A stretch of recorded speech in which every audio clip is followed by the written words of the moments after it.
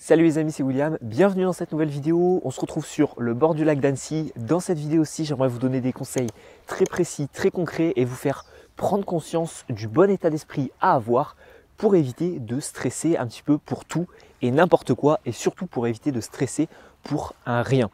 On a beaucoup de situations qui peuvent devenir stressantes, on a beaucoup de raisons de stresser au sein de chacune de nos journées pour différentes raisons.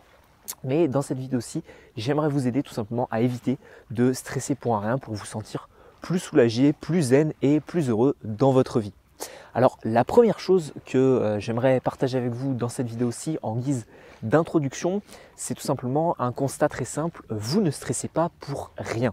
Vous stressez toujours pour une raison, pour un événement, pour peut-être quelque chose qui s'est passé par le passé ou peut-être quelque chose qui arrive dans le futur. On verra que c'est une notion à prendre en compte justement pour éviter de stresser pour rien, le passé et le futur.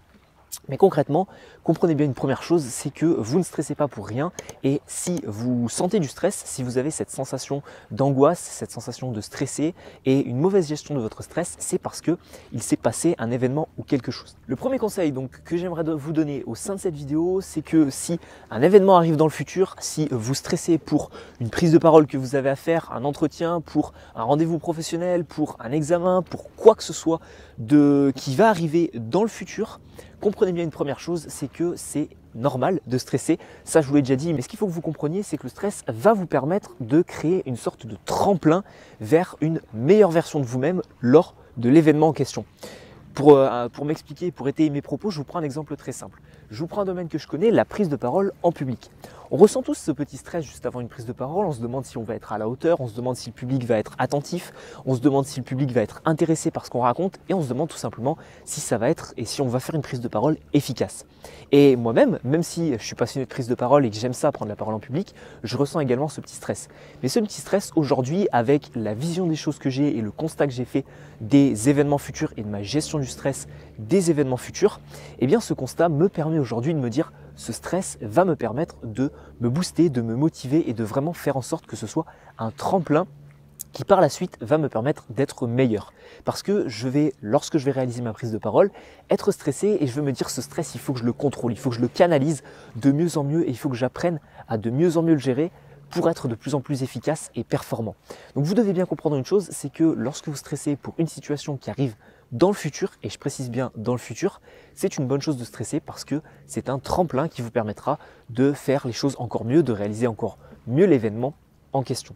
Alors ce que beaucoup de personnes appellent le stress pour un rien et le fait de stresser pour rien, c'est souvent dû à une action qui s'est passée par le passé.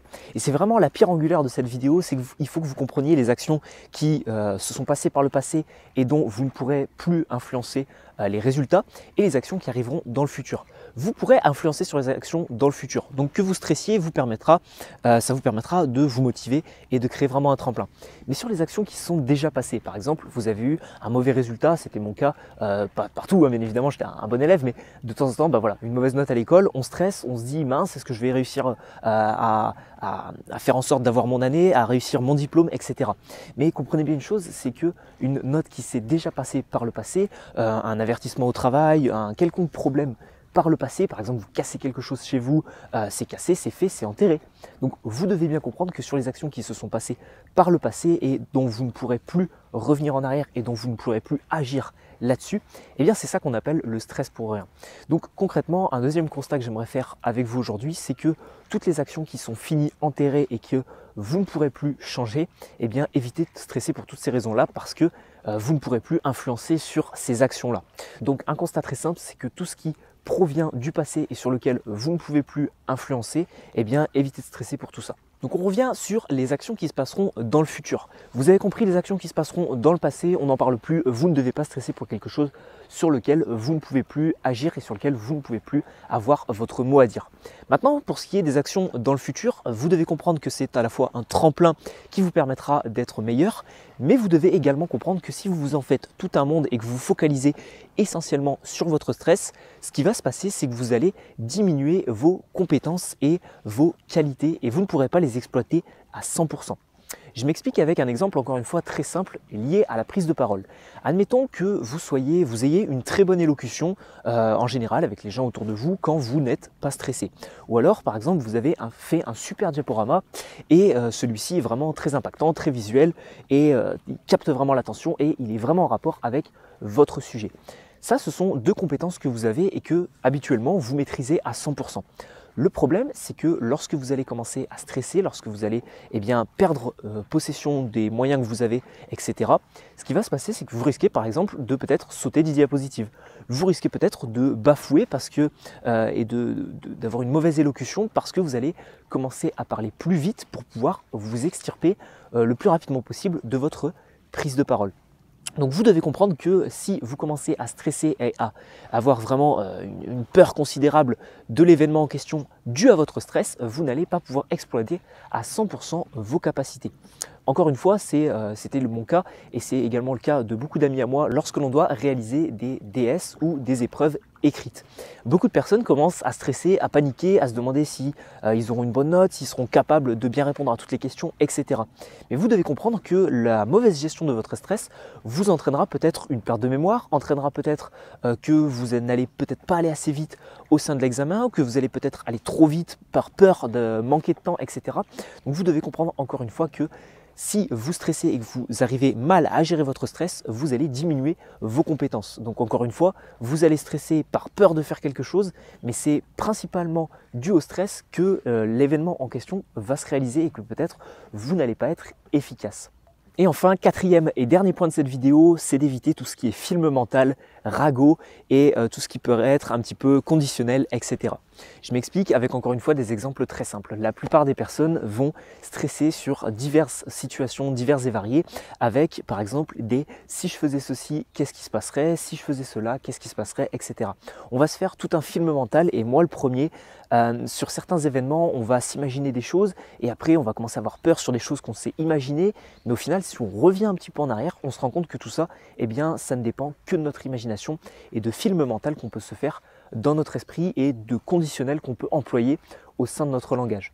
Donc ce que je vous recommande de faire pour éviter tout ce qui est film mental, tout ce qui est mauvaise imagination, tout ce qui est conditionnel, tout ce qui pourrait justement vous conditionner à créer une fausse vision de la réalité des choses, c'est tout simplement de trouver une occupation, de faire quelque chose. Parce que dans la plupart des cas, c'est parce que vous stressez pour une situation et que vous ne savez pas quoi faire, que vous allez passer du temps à imaginer des choses, à imaginer des faits, à utiliser le conditionnel et à vous faire un film de ce qui pourrait se passer. Alors que si vous utilisiez ce temps pour faire quelque chose, par exemple, je vous prends encore une fois l'exemple d'un examen, vous révisez sur un certain laps de temps, ensuite une fois que vous avez fini de réviser, vous passez à autre chose et à un moment donné vous avez du temps libre. Et sur ce temps libre, vous commencez à réfléchir à l'examen, ça commence à vous trotter dans la tête, vous faites tout un film, vous vous demandez si vous allez être performant, si par exemple sur le cas d'un oral, si vous allez arriver à le réaliser correctement, si le public va vous écouter, etc. Et bien ce que je vous recommande de faire, c'est toujours d'être occupé à faire quelque chose pour éviter tout simplement d'avoir du temps mort sur lequel vous pourriez vous créer un film mental et utiliser du conditionnel et un petit peu vous prendre la tête pour rien. Donc concrètement, vous devez toujours trouver une occupation, faire quelque chose pour faire en sorte tout simplement d'éviter de vous occuper et de trop vous préoccuper de la situation qui pourrait arriver dans le futur.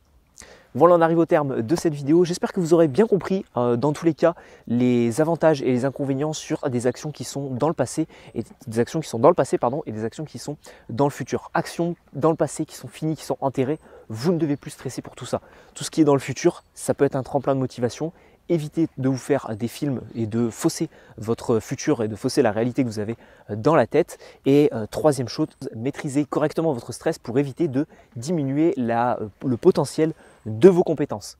Maintenant, si vous êtes intéressé principalement pour gérer votre stress sur des prises de parole en public, ce que je vous invite à faire, c'est de regarder dans le premier lien de la description de cette vidéo.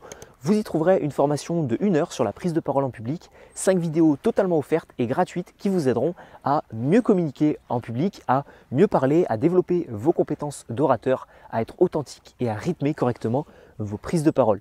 La vidéo 2 de cette formation est consacrée essentiellement à la confiance en soi, donc je pense que dans tous les cas, ça peut vous aider, que ce soit sur des prises de parole ou dans votre vie en général.